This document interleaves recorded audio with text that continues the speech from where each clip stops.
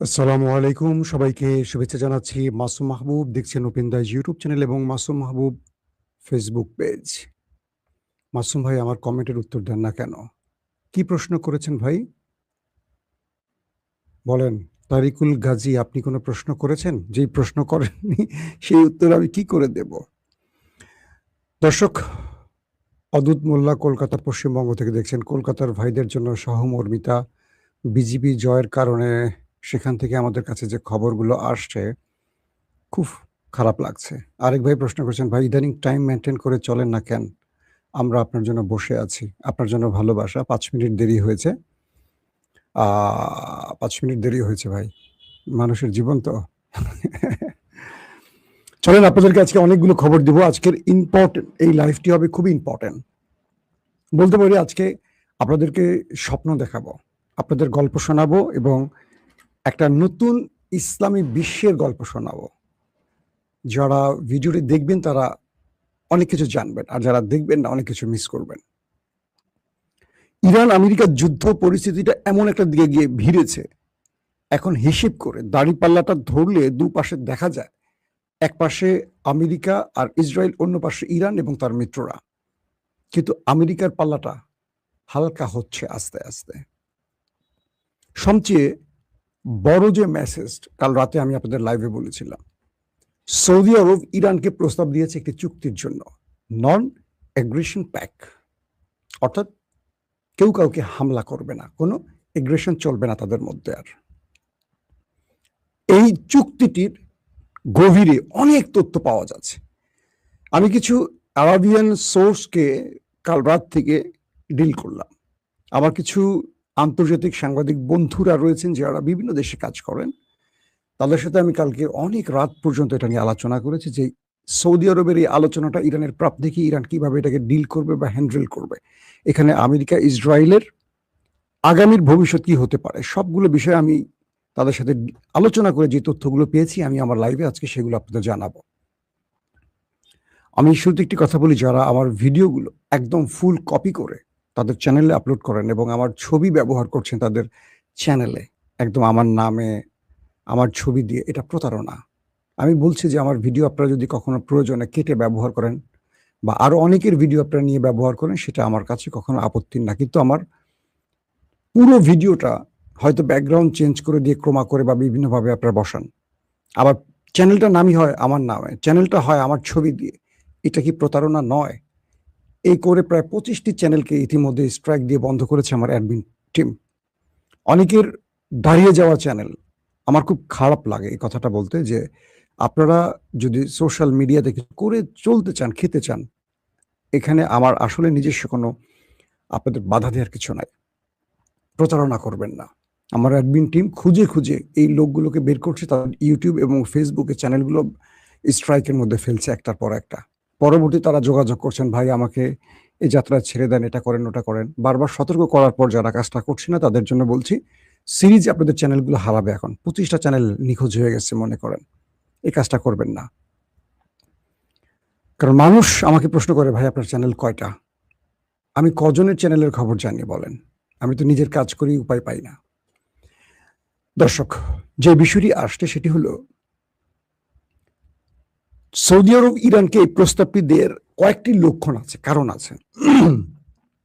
Trump চীনে বৈঠক করছেন, ইরান চলে গেছে পাকিস্তানে, ভারতে ব্রিক্সের বৈঠক। ইরানের পররাষ্ট্রমন্ত্রী আব্বাস আরাকচি বলছেন, ইরান কাউকে সামরিক ভাষায় জবাব দিতে পছন্দ করে না। ইরান চায় সবার সাথে মিত্রতা, বন্ধুত্ব, কিন্তু ইরানের উপর কেউ আগ্রাসন চালালে বা ইরানের উপর কেউ হামলা করলে ইরান তার ঐতিহাসিক ভূমিকা পালন করে। অর্থাৎ ৫ থেকে ৬ হাজার বছরের ইরানের যে ইতিহাস, সেই ইতিহাস বলে ইরান সামরিক ক্ষেত্রে কাউকে ছাড় দেয় না, তাতে যা হয় হোক। এবং সেটি ২০২৬-এ এসে আমরা দেখলাম ইরান আমেরিকাকে এবং ইসরায়েলকে কি ভাষায় জবাব দিয়েছে। এখন পর্যন্ত আমেরিকার কাছে সামান্য নতি স্বীকার করেনি, যে দেশটির সুপ্রিম সব লিডার মারা গেছে।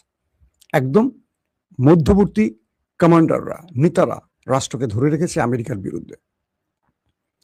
সৌদি আরব, আরব আমিরাত গোপনে ইরানে হামলা করেছে, সেই তথ্য ইরান জেনে গেছে। সৌদি এটার জন্য ইরানের সাথে মধ্যস্থতা করে একটি সমাধানের পথ খুঁজেছে এবং সেটার পথ খুলে দিয়েছে পাকিস্তান। সৌদি আরব পাকিস্তানের সাথে অনেকগুলো বিষয় আলোচনা করেছে ইরানকে বোঝাবার জন্য। সৌদি আরব বলছে তারা ইরানের সাথে একটি চুক্তি করতে চায়, সেটি হবে নন এগ্রেশন প্যাক্ট, একে অপরকে আর আক্রমণ করবে না। যদি আমরা বলি 1979-এ সোভিয়েত ইউরোপ এবং আমেরিকার মধ্যে এরকম একটি চুক্তি হয়েছে। পৃথিবীতে এরকম আরো অনেক চুক্তি আছে। সোভিয়েতের বিরুদ্ধে এই ন্যাটো তৈরি হলো, একটা পর্যায়ে সেই সোভিয়েত চুক্তিও করলো। তো ইরান এবং সৌদি আরব কি চুক্তি করতে পারে না? পারে। এই চুক্তির বাধা ছিল কারা? Israel, America.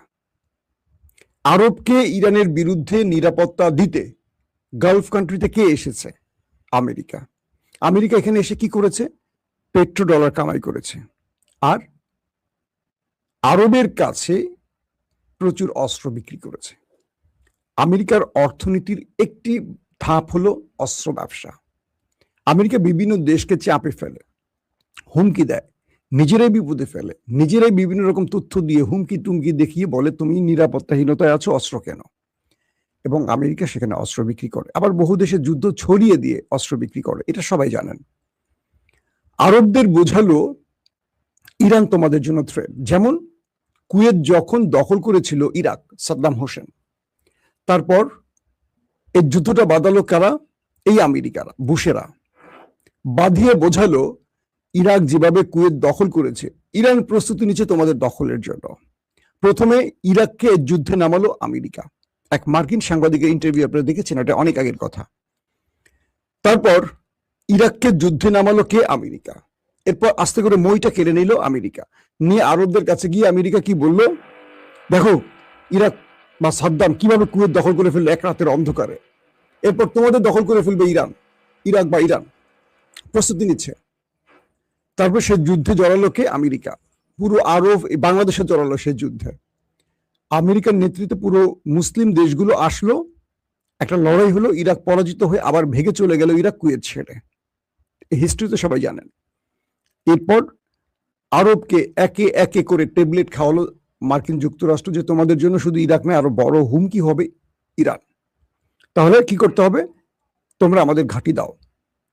প্রথম সৌদির বাদশারা কেউ আমেরিকাকে ঘাঁটি দিল না, একে একে করে যারাই আসছেন কেউ ঘাঁটি দিল না আমেরিকাকে।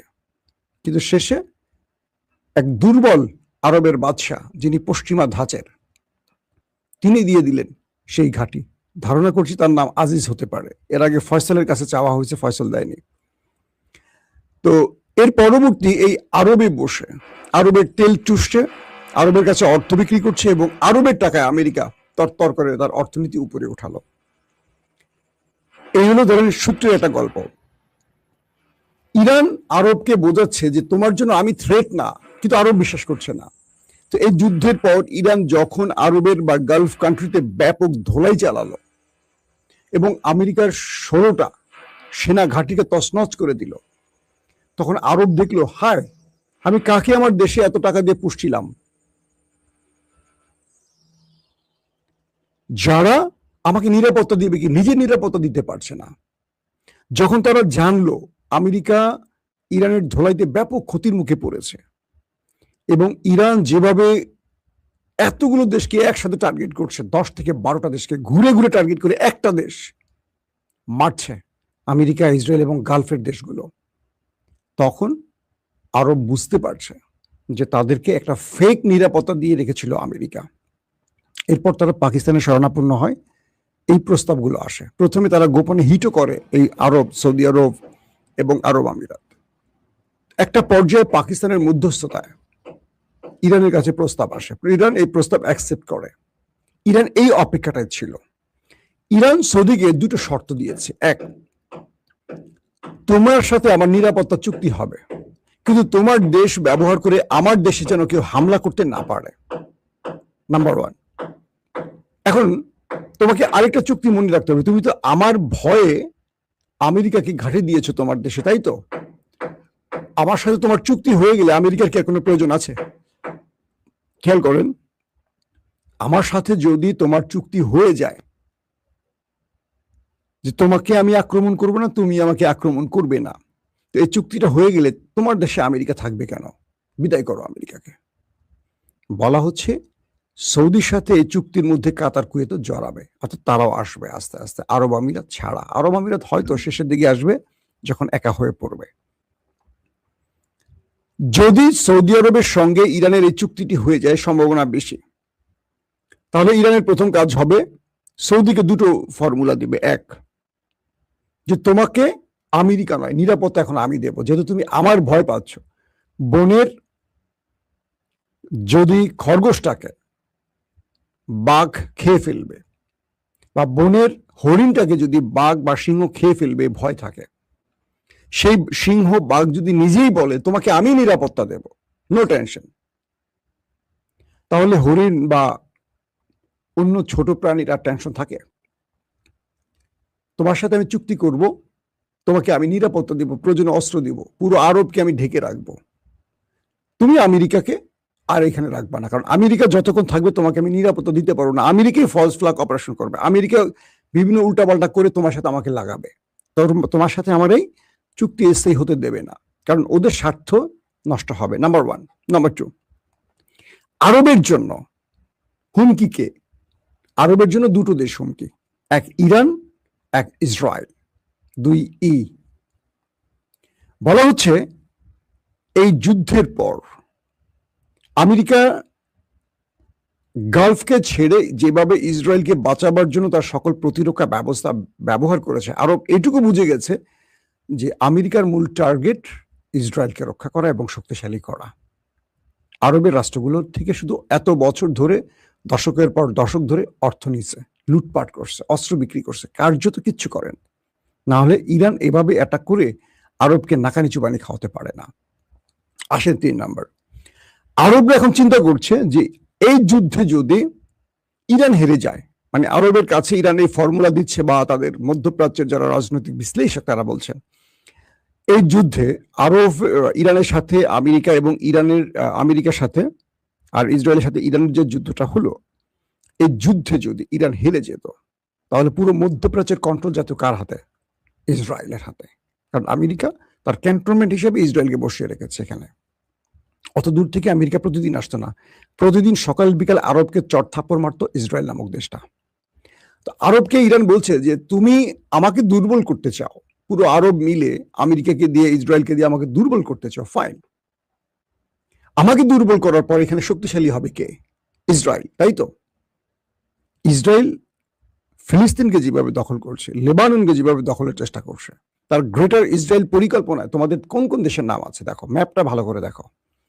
ইরান কি এমন কোন ম্যাপ ঘোষণা করেছে যে ইরান মধ্যপ্রাচ্যে বিজয়ী হলে আরবের কোন জায়গা দখল করবে, বা এত বছর পর্যন্ত ইরান আরবের কোন একটি ভূমিতে হাত দিয়েছে, কোন একটি তেলের খনিতে টার্গেট করেছে? এত বছর, প্রায় 45-47 বছর ইরান আমেরিকার নিষেধাজ্ঞার মধ্যে পড়ে অর্থনীতির একেবারে ধ্বংসের শেষ প্রান্তে এসেও তোমাদের উপর আক্রমণ করেছে আর ইরান করেনি। কখন ইরান অ্যাটাক করেছে? যখন তুমি তোমার ঘাঁটি দিয়ে আমেরিকা ইসরায়েলকে আমার বিরুদ্ধে ব্যবহার করেছে, তখন ইরান তোমাকে আক্রমণ করেছে। তারপরও তোমার জনগোষ্ঠীকে করেনি, তোমার ব্যবসা বাণিজ্য করেনি, আরবের কোনো সম্পদে করেনি, করছে মার্কিন স্বার্থ সংশ্লিষ্ট টার্গেটে। ইরান বলছে আপনার ভিডিও অন্য চ্যানেল দেখা যায়, খুবই দুঃখজনক। জি ভাই, এটাই বলছি, ফেক চ্যানেল হয়ে গেছে অনেকগুলো। তো এখন ইরান আরবকে বলছে যে আমি যদি মধ্যপ্রাচ্যে দুর্বল হয়ে যাই, মার্কিন হামলা দুর্বল হয়ে যাই, তোমাকে তো ইসরায়েল গিলে খাবে, আমি তো তোমাকে গিলে খাইনি। তোমাকে জুজুর ভয় দেখিয়ে এই আমেরিকা ইসরায়েলকে এখানে শক্তিশালী করেছে, গেল একটা। এখন তোমার জন্য পথ খোলা কি? তোমার জন্য পথ খোলা হলো তুমি আমার সাথে এগ্রিমেন্ট করো, আমি তোমাকে নিরাপত্তা দিব, গালফ থেকে তোমরা সবাই আমেরিকাকে বের করে দাও, এবং যদি তোমরা এবং আমরা একসাথে হই, আগামী দিন মধ্যপ্রাচ্যে ইসরায়েল, গ্রেটার ইসরায়েল বাস্তবায়নের স্বপ্ন আর দেখবে না। তার মানে তোমাদের আরব ভূখণ্ডে ইসরায়েল আর হাত দেওয়ার সাহস করবে না। পুরো গালফ কান্ট্রি থেকে যদি মার্কিন ঘাঁটিগুলো তোমরা সরিয়ে দাও, আমেরিকা আবার 1000 মাইল দূরে ফেরত চলে যাবে, তাহলে ইসরায়েল এখানে বিড়ালের মতো হয়ে থাকবে, একদম আওয়াজ করবে না। এখন তো মার্কিন ঘাঁটি আছে বলে তারা আওয়াজ করে। তো এখন এই ক্ষেত্রে পাকিস্তান কিছু ফর্মুলা নিয়ে কাজ করছে। বলা হচ্ছে যে পাকিস্তান তুরস্কের সাথে, কাতারের সাথে, আরবের সাথে তারা যে এগ্রিমেন্টে যাচ্ছে, একে অপরের উপর হামলা হলে একে অপরের হামলা, ইরান পাকিস্তানকে দিয়ে চাচ্ছে এখানে ইরানকে যুক্ত করতে, এবং ইরান আরবকে বোঝাচ্ছে যে তোমাদের শত্রু আমি নই, ওই ইসরায়েল। তো ইতিমধ্যে কাতারও কিছু ইঙ্গিত দিচ্ছে তারা এই চুক্তিটি করতে পারে। কাতার করলে কুয়েত আসবে, বাহরাইন, ওমান তো চলেই আসবে, আরব আমিরাত ছাড়া আর জর্দান ছাড়া বাকি দেশগুলো আসবে। তবে এই খেলায় যদি তুরস্ক জড়িয়ে যায়, মানে তুরস্ক এসে যায়, যেহেতু ইসরায়েলের টার্গেট তুরস্ক আছে, তাহলে ক্রমান্বয়ে আরব আমিরাত, জর্দানও আসতে বাধ্য। কারণ এই অঞ্চলে দুটো দেশ একা চলতে পারবে না অত দূরের ইসরায়েলের সাথে গোপন যোগাযোগ রেখে। এখন করণীয়টা কি আসলে? আমেরিকা যদি গালফ থেকে বিদায় নেয়, ইসরায়েল বিড়াল, আমেরিকা মরণ, এর কি বলে ইরান এখানকার সুপার পাওয়ার, এবং এই যুদ্ধে ইরানের সম্ভাবনা বেশি, এখন তারা জয়ের পথে আছে। এখন ইরান তার সবচেয়ে সহনশীল আচরণটা দেখাতে যাচ্ছে, অর্থাৎ আরবকে ইরান বোঝাচ্ছে যে আমি তো দেখো আমেরিকাকে মেরে তক্তা বানাইছি, কিন্তু আমি তোমাদের সাথে লড়তে চাচ্ছি না। তোমরা কে কখন গোপনে আমার দেশে আক্রমণ করছো আমি সব জানি, আমি কিন্তু তোমাকে সেভাবে প্রতি উত্তর দেইনি। এটা হলো আমাদের ধৈর্য। আর আরবরা বুঝতে পারছে এই জাতিকে হারাতে পারবে না। যে জাতি আমেরিকার মতো পরাশক্তি, ইসরায়েলের মতো আধুনিক প্রযুক্তির দেশকে তোয়াক্কা করেনি, উল্টো তাদেরকেই ঘায়েল করেছে, সেই জাতিকে হারানো যাবে না। তাই ইরানের সাথে আরবের এই চুক্তিটা হতে যাচ্ছে। যদি এটি হয়ে যায়, আপনাদেরকে এইটুকু বলতে পারি, মধ্যপ্রাচ্য থেকে আউট আমেরিকা, এবং গাজা হাতছাড়া হবে ইসরায়েলের। কারণ ইরান যখন এই চুক্তিতে চলে যাবে, ইরান সমস্ত আরবদের নিয়ে গাজা মুক্তের খেলা নামবে, আর সেখানে মাস্টারমাইন্ড এরদোয়ান আছেন, কারণ তিনি অনেক খেলার নেপথ্যে বসে খেলেন। ইরানের মতো যুদ্ধে জড়ান না, তিনি আগে তার টেকনোলজিকে উন্নত করছেন, তিনি জানেন না যুদ্ধ বাজবে, যে কারণে পুরো ইসরায়েলের চারপাশে সবগুলো দেশে তার ঘাঁটি বসাচ্ছেন, সম্পর্ক সৃষ্টি করছেন। কাল রাতে লাইভে বলছি যে ইরান তার দুটো প্রক্সি ইউজ করছে এই যুদ্ধে, ইরাকের আর তিনটি প্রক্সি, হিজবুল্লাহ আর হলো হুতি। কিন্তু তুরস্ক তার প্রক্সি না, সরাসরি সেনা ঘাঁটি তৈরি করছে সিরিয়াতে, লেবাননে, লিবিয়াতে, সুদানে, সোমালিয়া, খেয়াল করেন মিশরের সাথে সম্পর্ক উন্নয়ন, অর্থাৎ ইসরায়েলের পুরো আশপাশটা তার কন্ট্রোলে নেওয়ার চেষ্টা করছে, যাতে করে আগামী দিন এই জাল থেকেই প্রক্সি না, নিজের সেনাবাহিনীকে ব্যবহার করতে পারেন তুরস্ক। এখন তুরস্ক এবং ইরানের মধ্যে যে দূরত্বগুলো আছে এগুলো গোছাতে হবে। এটারও ভূমিকা পালন করতে পারে পাকিস্তান, কারণ পাকিস্তানের সাথে তুরস্কের সবচেয়ে ভালো সম্পর্ক। আসিম মনির যেহেতু একজন ফিল্ড মার্শাল বা সেনাবাহিনীর লোক, পলিটিশিয়ান না, তিনি সেনাবাহিনীর ভাষাটা বোঝেন। এক্ষেত্রে তার সমস্ত পাপ মুছে যাবে তিনি যদি মুসলিম বিশ্বের ঐক্যতা তৈরি করে দিতে পারেন। এখন আপনারা বলেন, আগামী দিনে সৌদি ইরানের এই চুক্তিটি মধ্যপ্রাচ্যে আমাদের আলোর রশ্মি দেখাবে, নাকি শেষ পর্যন্ত ইসরায়েল আবারও সেটাকে ভেস্তে দেবে? কারণ এই চুক্তি কখনো আমেরিকা ইসরায়েল হতে দেবে না। আর এটি যদি ইরান করে নিতে পারে, তাহলে আমেরিকা ইসরায়েলের মধ্যপ্রাচ্য থেকে টাটা বাই বাই। প্রত্যেকে ভালো থাকবেন। আল্লাহ হাফিজ।